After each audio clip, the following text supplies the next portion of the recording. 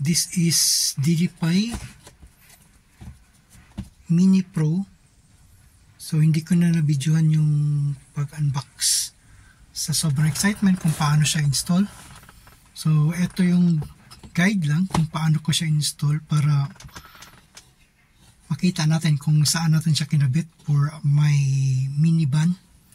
Okay. So ito na yung camera, nakakabit na siya, ay prepared na, nasa likod talaga siya ng back mirror. Okay. Ito siya.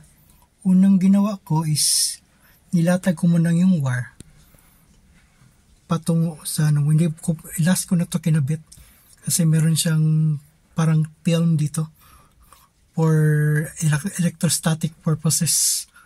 Okay. So dito ko pinatakbo yung wire, tinusok yan nung yung kasali na kutsara, then binaklas ko ito para malatag yung wire patungo sa baba, then pinasok ko sa loob.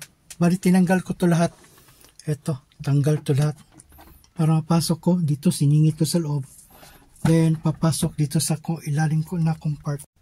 Sa ilalim ng compartment, medyo mahaba yung wire, so binalit ko na lang. Then dito sa gilid lalabas yung wire patungo sa USB port. So may kasali naman siyang port maliit, saan yun.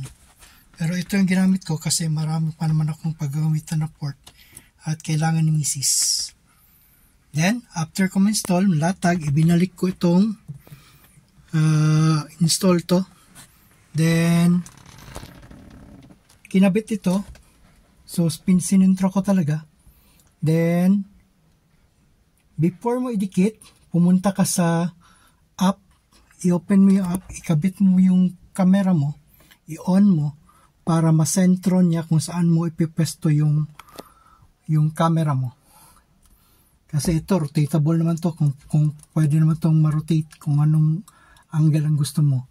So pag makita mo na naka-align na sa application sa camera, kung nakabit mo na, then saka mo isi-set yung angulo kung saan mo siya ikakabit. So that's how we connect our camera to our dashcam. So meron kaming link for the output of the camera during our travel to airport. So sunduin namin si Mrs. sa airport. So that's it for the setup of our Mini Pro. Okay, ito siya. Yan.